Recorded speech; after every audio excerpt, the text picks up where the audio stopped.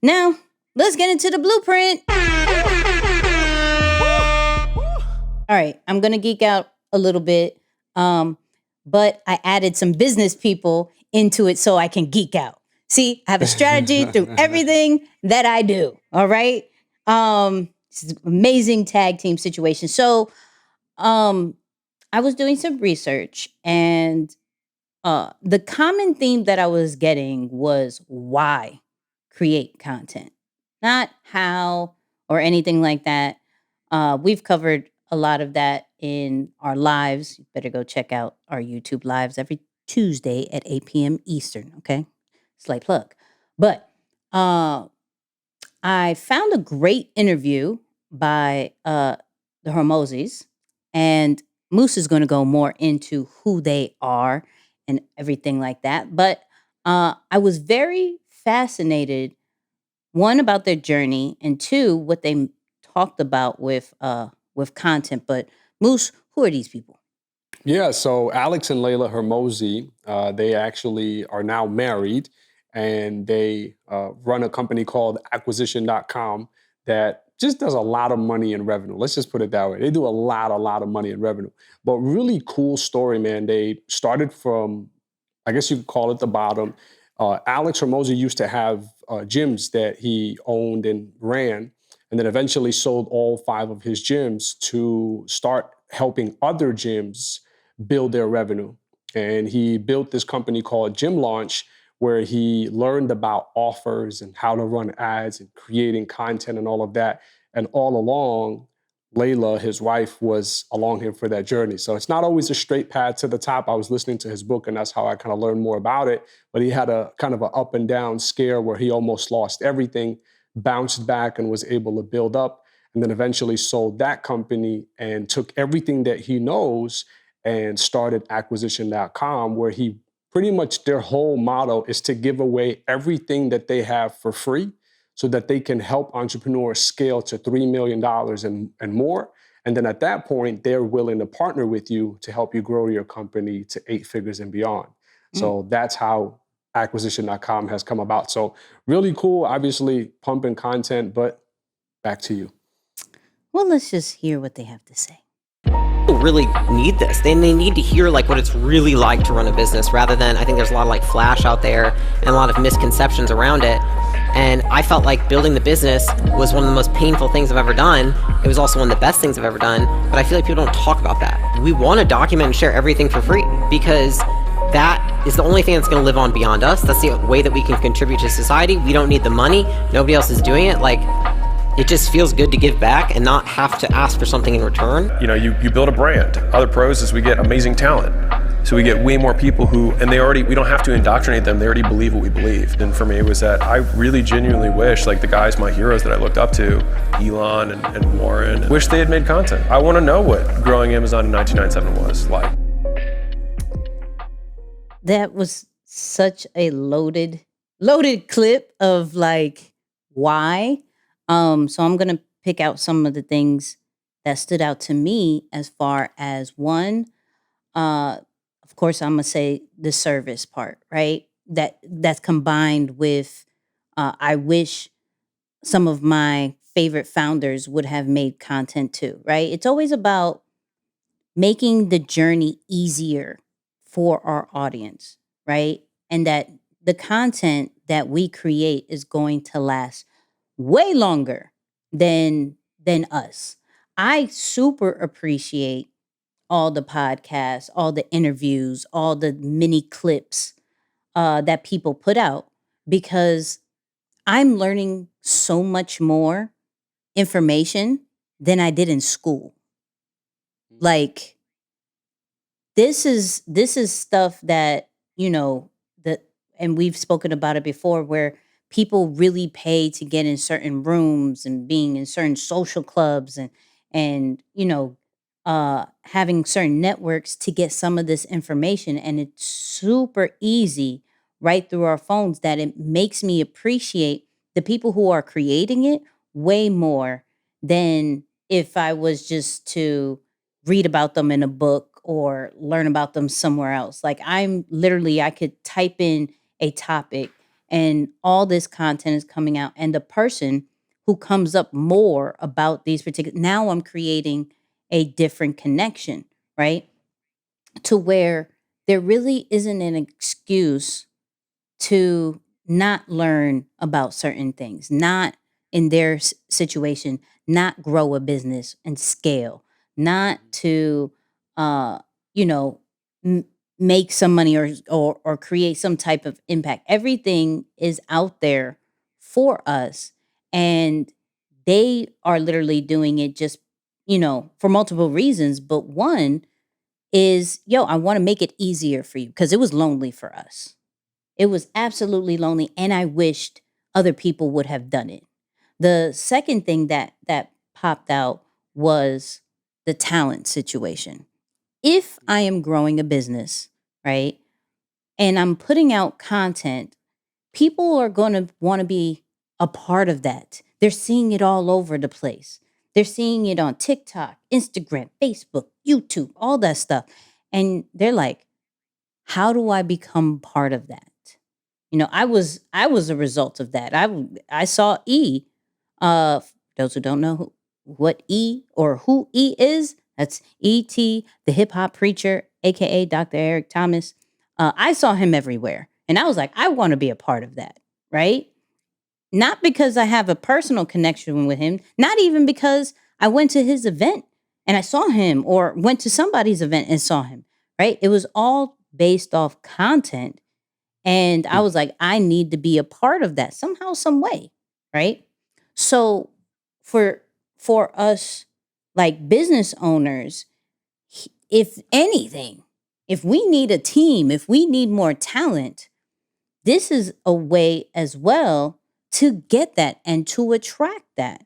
So their reasonings of the why, not only from an impact status of just the world and people and things like that, but also for selfish reasons of their business, I think is genius. Yeah, yeah. No, their method and their cycle for how they do what they do is really, really smart if you pay attention to it, because you know he has, say, become social media famous or very popular online by what people think is teaching about entrepreneurship and some of these other examples, but he's made all of his money from doing.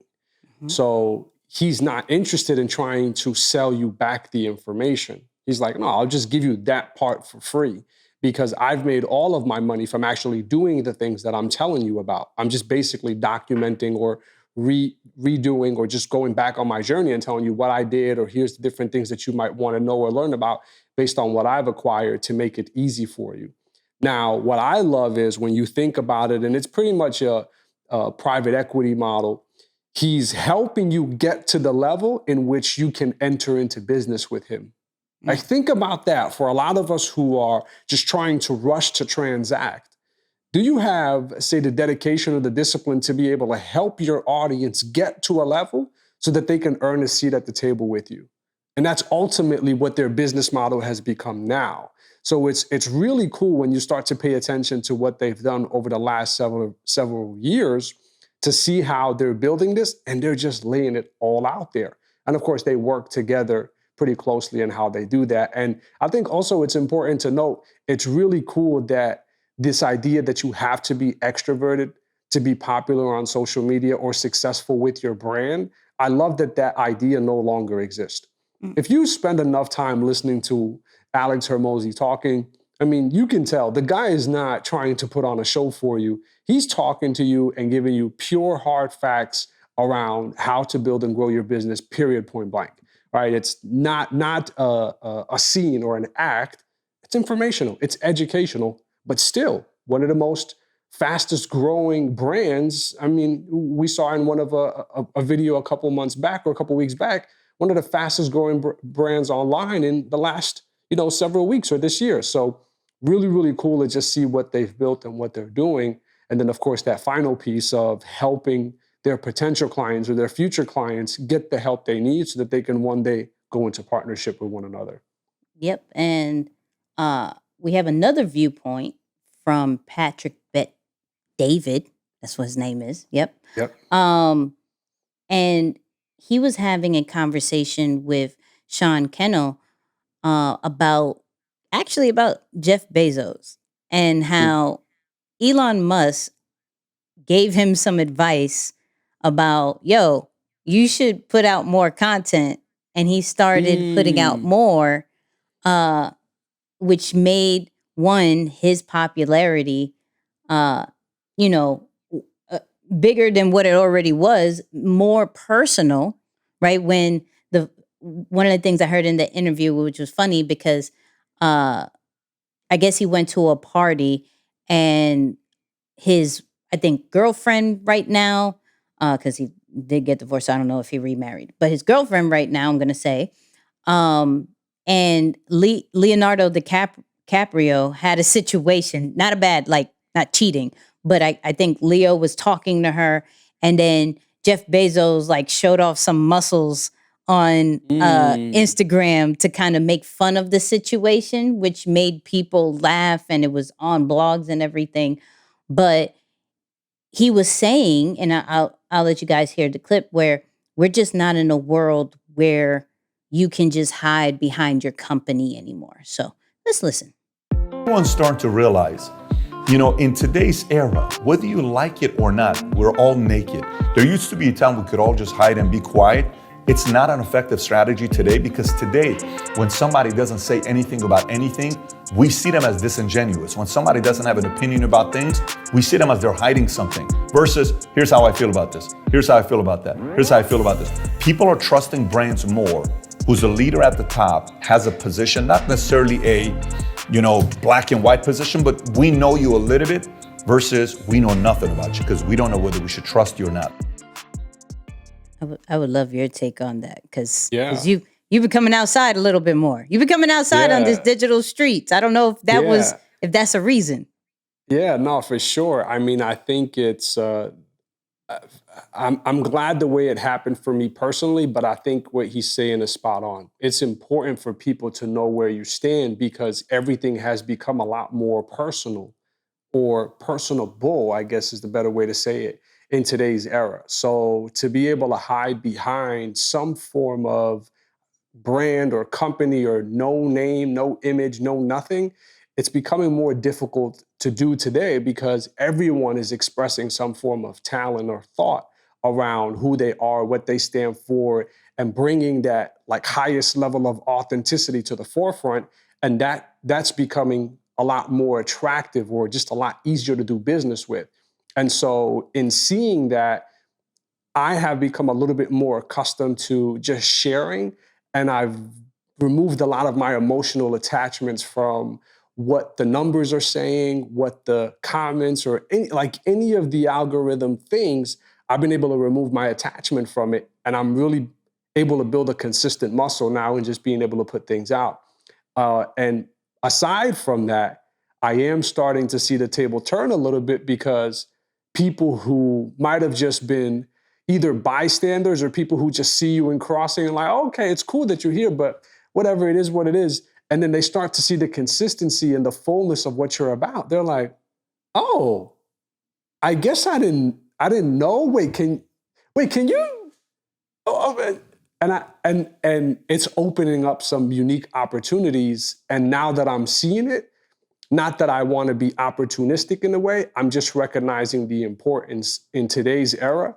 You cannot live without branding or marketing yourself, period, point blank. So now I'm just taking that overall encouragement and going with it. But specific to what he said too, people want to know what side of the fence you stand on. Yeah. You got to get a little controversial with them. You got to say some things that go against the grain sometimes, and not try to be politically correct anymore, because politics is not politically correct anymore. Like the thing that used to be super, oh no, you can't say this because you have to get votes. Even in that game, they're not politically correct anymore. And so I think as business people, it's really opened up the spectrum for us a little bit, or even as creatives or personal brands. It shows you that there's more room for your personality, especially if you can spin it towards the thing that you want to be known for, or you want to do to help others, just excel and grow. So it's a really good time to be online right now, I feel. Yeah, and I'll say that we have to look at the companies that we love, the Apples, the Amazons. I'm not going to say Twitter. I'm going to go back to Tesla.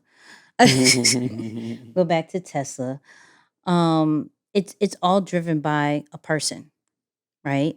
Um, sorry, Tim Cook. We still say Steve Jobs, right? We still do, even though Tim, you're doing great.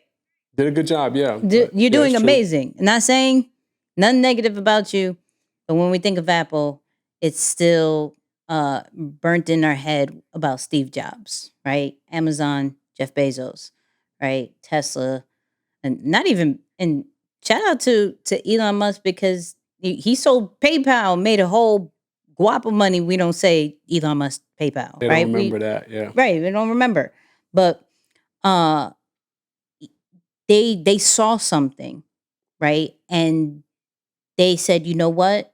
I'm going to be the front runner. And so people can understand more than just relying on marketing and advertising to say the vision, to say the story. I'm going to let you get to know more about me.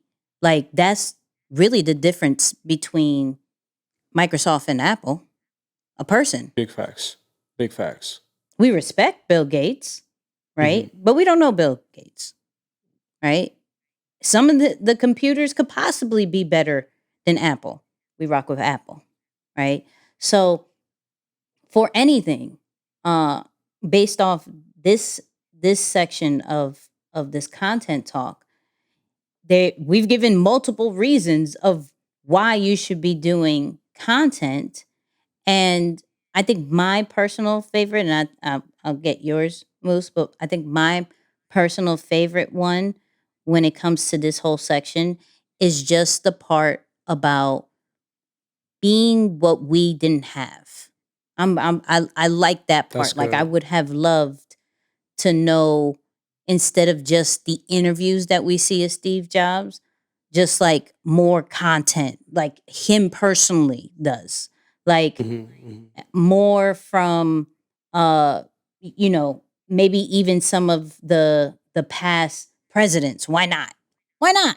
Right? Yeah. As Yeah. much content we have from a particular one, I would have loved more from maybe the past ones to understand it, Yeah. right? Yeah. I think just getting more of the blueprint from the past so we could have made our journey quicker, but that's okay because we have to be the change that we didn't have before.